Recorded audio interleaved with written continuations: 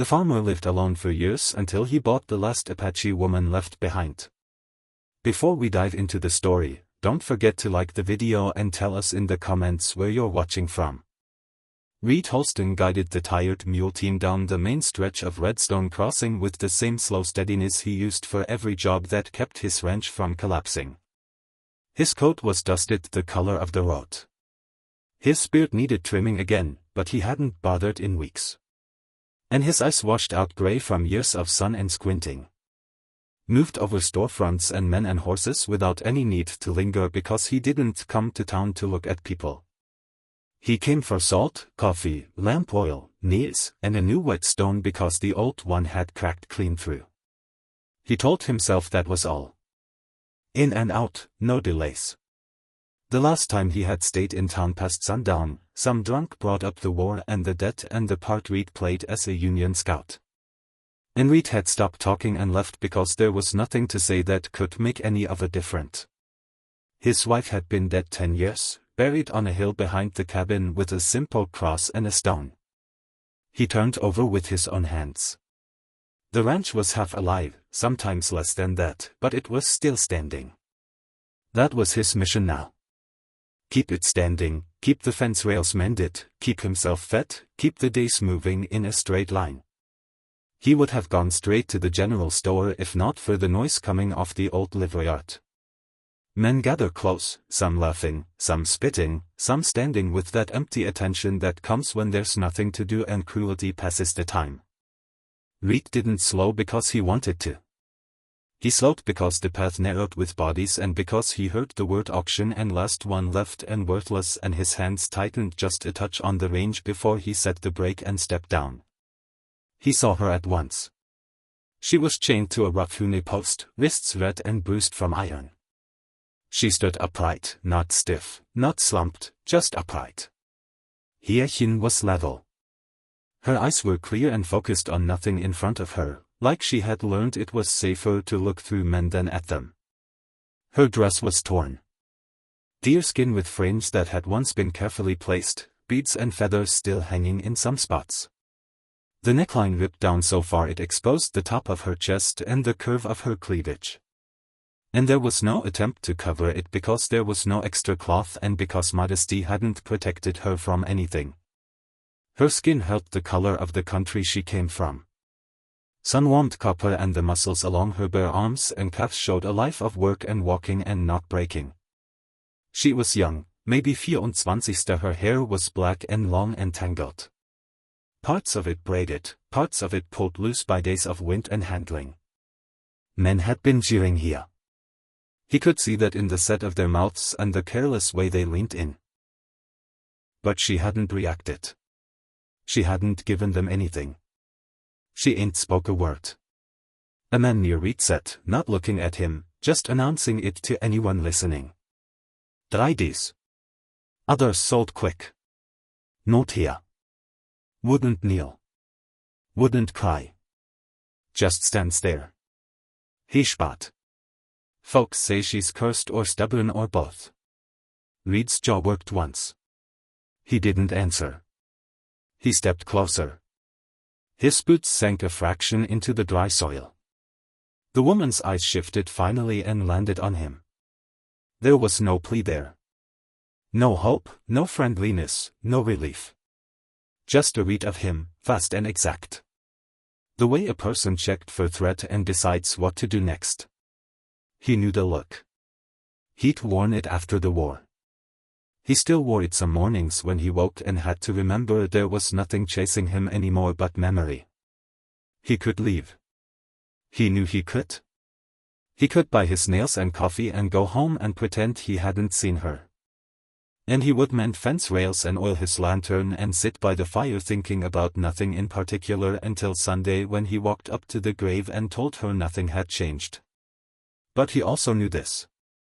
If he left, she would still be there when the sun went down, and some man with less patience and less restraint would have coined his pocket and ideas in his head, and the outcome would be certain.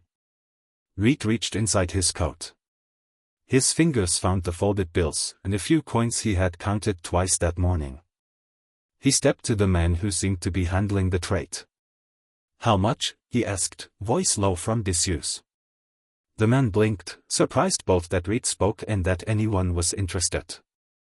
He named a number that was less than what Reed had in his hand, but more than the woman was worth to him after 3 days of not selling.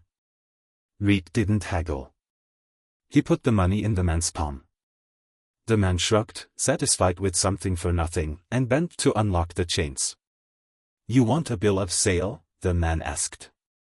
"No." The chains fell.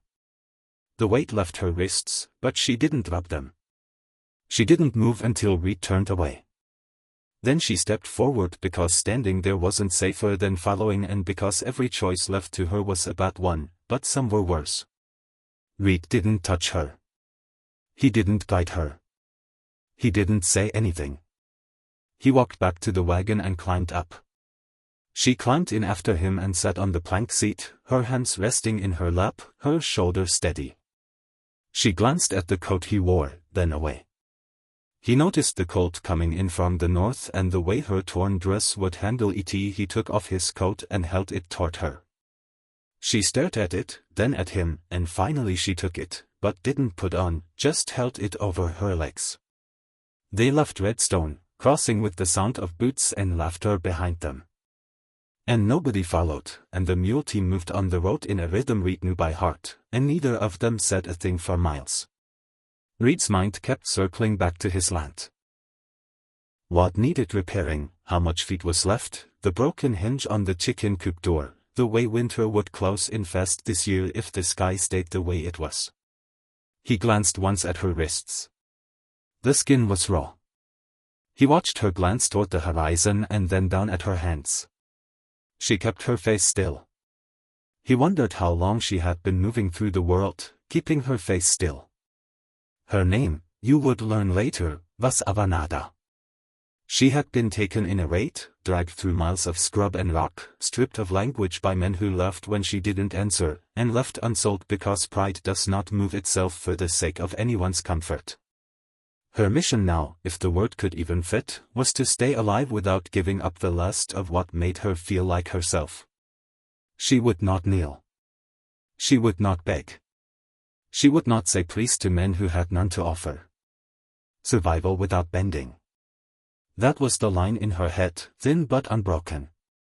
Reed's mission had been simple for years. Keep the ranch breathing. Keep himself useful enough to justify another day. Keep his dead wife remembered without letting the grave swallow the rest of his years. Buying her hadn't been in that plan, and he wasn't sure what it meant now that he had. But he knew he hadn't brought her home to own her. And he knew the cabin had room for another bed. And he knew the silence in that place had gotten too heavy to carry much longer. Dusk laid a flat orange light over his land when they arrived. The fence line leaned, the pasture grass was thin, the barn door stuck if he didn't lift it just right. He pulled the wagon to a stop near the well. Climbed down. She waited, watching his hands, studying what he did and how he moved. He offered a hand to help her down. She looked at it, didn't take it, stepped down on her own, her bare feet hitting the packed dirt, and a flash of pain crossed her eyes when the ground bit at the raw spots, and then it was gone again. He opened the cabin door and stepped aside, letting her go first so she could see the space before he moved into it. The cabin was one room with a short wall built half across it to suggest separation. A wood stove that needed a new seal, a table he had built himself with uneven legs, 2 beds, his, and a smaller one he had made when his wife got sick and couldn't climb in and out of the higher frame. He gestured toward that bed. "Yours," he said, "if you want it." He didn't say anything about the door staying unlocked or locked, or about chores, or about where she could and couldn't go. He didn't draw rules because he didn't know yet what she needed. And he wasn't going to pretend ownership gave him the right to decide it. She stood still, taking everything in. The stove, the bed, the small shelf against the far wall with a folded shirt and a basin on it, the window with a nailed-down shutter, the smell of wood smoke and oil, and the faint trace of a woman's soap that lingered on things Reed hadn't thrown away. Her eyes stopped for a second on a ring that lay on the table. Not worn, just kept. Reed followed her gaze, then looked away. He slid the ring into his pocket without comment. "I'll make food," he said. "You can wash. Basin's there. Water's clean." He ladled stew into 2 bowls thick with beans and the last of the summer squash. He set 1 bowl near her bed and 1 on the table for himself. He didn't sit across from her. He gave her space to decide where to eat. She chose the floor by the fire, cross-legged, coat across her lap, eyes on the flames. He sat at the table. The room held 2 people in a silence that wasn't hostile, only heavy with new facts. Reed ate slow, listening to the scrape of her spoon against the tin. He thought about the next morning. Animals to feed, fences to check, wood to split. He thought about whether she would want to help or prefer to be left alone. He thought about the men in Redstone and how quick they had been to label her useless when what they meant was she wouldn't pretend to be less than she was. When the bowls were empty, he took them, washed them, set them to dry. He laid an extra blanket on the end of her bed and a second one on the chair nearby in case she didn't want to sleep in the bed at all. He pulled a rough plank and a stack of old feed sacks from against the wall, measured the space with his eyes, and started planning where to build a proper divider in the morning so she would have privacy without needing to ask. He didn't say it, he just noted the measurements in his head. Night settled without ceremony. He banked the fire, blew out the lamp. The cabin sank into a low orange glow. She lay on a small bed, eyes open. He lay on a larger one, staring at the roof beams. As he had cut himself, counting the knots the way he always did when sleep didn't come. He heard her breath even out, but not deepen. She wasn't sleeping either. Both of them were listening to the stove, to the night outside, to each other's quiet presence. Reed thought of the grave on the hill and how he would walk up there on Sunday and stand with his hat in his hands and tell his wife the truth. "I brought someone home because leaving her there felt like leaving you, and I couldn't do that again." He felt the old guilt rise and settle. He let it sit. He didn't push it away. He didn't let it rule him either. Avanatada stared at the ceiling and tried to slow her heart because the sound of a door shutting in darkness still put her back in places she didn't want to remember. And the smell of a strange man's space still made her hands twitch ready to fight. And yet there had been no hand on her arm, no order, no threat. He had given her a bed and a coat and silence. She decided to stay awake long enough to hear if he moved toward her. He didn't. Hours passed. The fire settled the coals. The cold pressed at the walls. Neither of them slept, but neither of them left. In the morning, they would work. They didn't know it yet, but the work would become their language. For now, surviving the first night under the same roof without fear or demand was enough. That was the start. That was the mission on both sides. Stay. Do no harm. Make the space livable. See if trust could exist without being forced into existence. The next morning broke halt. Reed woke to the sound of the wind pushing against the wooden walls and the faint pop of cooling embers in the stove. He turned his head just slightly and saw her. A Juanita curled on her side on the small bed across the room. Reed's old coat tucked around her knees. Her eyes were shut, not deeply asleep, but resting. The faintest furrow in her brow told him enough. She'd stayed awake most of the night, same as him. He sat up, joints aching the way they did every morning now. The floor was cold under his bare feet. He moved quietly, not to be courteous, but because noise had long ago stopped being necessary in his life. He dressed, pulled on his boots, stoked the fire, and put water on boil.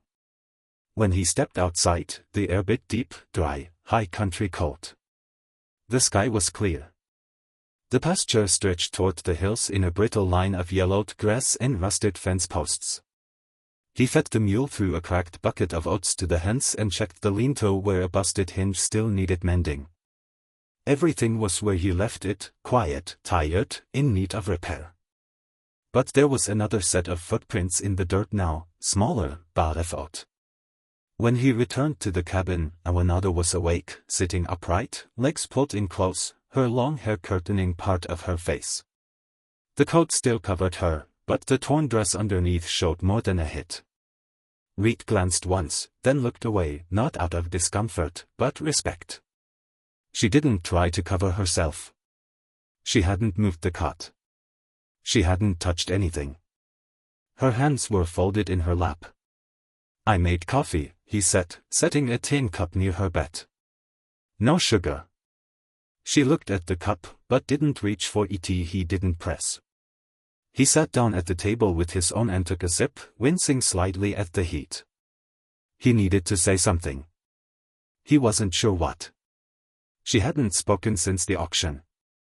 He didn't even know if she spoke English. He doubted it was fluent, if at all. But there were things she needed to know, even without language. "I'll be fixing the fence line today. Got a section done up past the North Trail. After that, the chicken coop needs a new hinge. There's tools outside if you know them." She said nothing. She only blinked once slowly. "You can stay here if you want," he added. "Or come. Your choice." He didn't tell her she was free. He didn't know if she'd believe him. Freedom was a word too many men used before doing the opposite of what they promised. He just laid the facts down, plain as he could. She eventually stood slowly, stretching her legs with a quiet stiffness that said she was used to sitting too long in one position. Her bare feet touched the floor with hesitation, and Reed noted the redness on her soles. He crossed to a shelf, pulled out a pair of worn moccasins, too small for him, kept from when his wife had once tried to learn leather work, and laid them by the edge of her bed. "They might fit," he said. "If not, I'll fix them."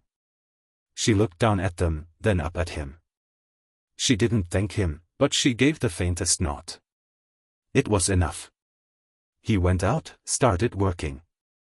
By the time he was halfway to the north fence line, she was behind him, walking slowly, wrapped in the coat, the moccasins on her feet, her hair braided back now. She didn't ask what to do. She watched him work, watched the way he drove the post deeper, tied the wire, reset the support beams. After maybe an hour, without a word, she picked up a second post, and began helping. Her hands were rough, capable. She had done this kind of labor before. They worked without speaking. The wind carried dust around their boots. He handed her a mallet when hers cracked. She didn't smile, didn't look grateful, just accepted it and kept swinging. When they rested, he poured water into a shared canteen and held it out. She drank carefully, then gave it back. That afternoon, they returned to the cabin. Reed chopped wood behind the barn. Avannatada knelt near the chicken coop, inspecting the hinge. She disappeared for a moment and came back with wire and a rusted nail. "Fix it herself." He didn't say anything. Just watch her go inside quietly, deliberately. She didn't eat much that night. A few bites of salted pork, a biscuit. She ate slowly, chewing like she had to remind herself to do it. Her eyes didn't stray far from him, never suspicious, but aware. Reed cleared the table and lit the oil lamp. He took out wood and nails and started measuring space near the cot. She sat nearby, arms around her knees, silent as he worked, hammering slowly. She finally spoke. Her voice was soft, cracked from disuse. "Why?" He paused. She said again, "Firma." "Why'd you take me?" He set the hammer down and looked at her. His eyes were tired but steady. "Because no one else should have," he said. "And because I had room." She stared at him for a moment, then lowered her gaze. "I don't want to be owned," she said. "You're not wife." "No, not slave." "No." She nodded once, sharp and final. That was the deal. That was enough for now. Later that day,